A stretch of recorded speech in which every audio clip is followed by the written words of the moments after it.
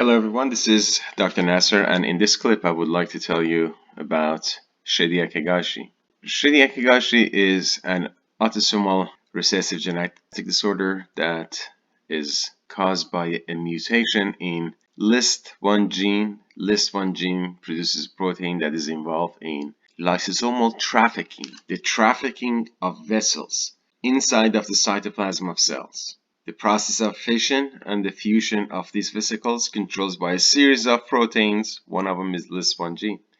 This is a fatal disease, and patients at a very early age will die.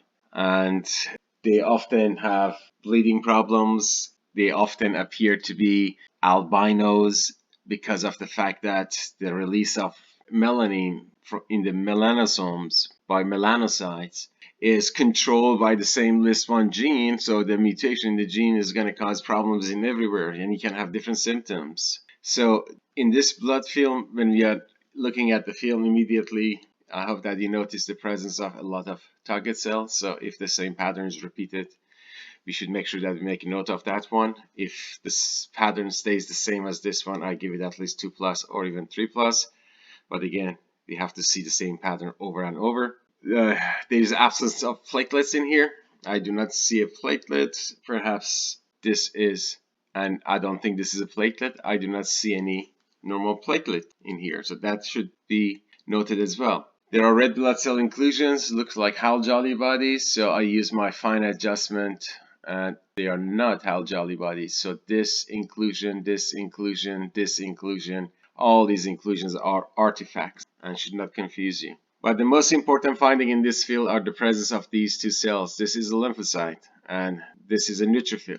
And what is unique about these cells, of course, this is a large lymphocyte, but the important finding is this large purple color cytoplasmic inclusion in the cytoplasm. And when you look at the neutrophil one, you have this very large, even larger than the primary granules that we have talked about in previous clips, but they don't look normal. They are large in sizes, and that is the characteristic of the cytoplasmic granules in the neutrophil family. That is an important finding because you can see that this problem is repeated in various cells, various cell lines. It's not limited to neutrophils, it's not limited to monocytes. This appears to be. So this is another lymphocyte, but there is no cytoplasmic inclusion, and you're not going to see in every one of them. However, as long as you see in enough cells, then you would be able to confirm the suspicion. So as you go through the cells, then you see a cell like this one.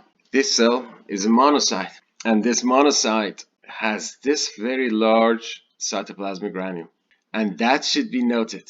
That's a very important finding. So you have seen the cytoplasmic granules in the cytoplasm of lymphocytes, monocytes, and neutrophils. So now we have to report, we can with full confidence report the presence of cytoplasmic inclusions in all cell lineages. Suspect Chidiak Higashi.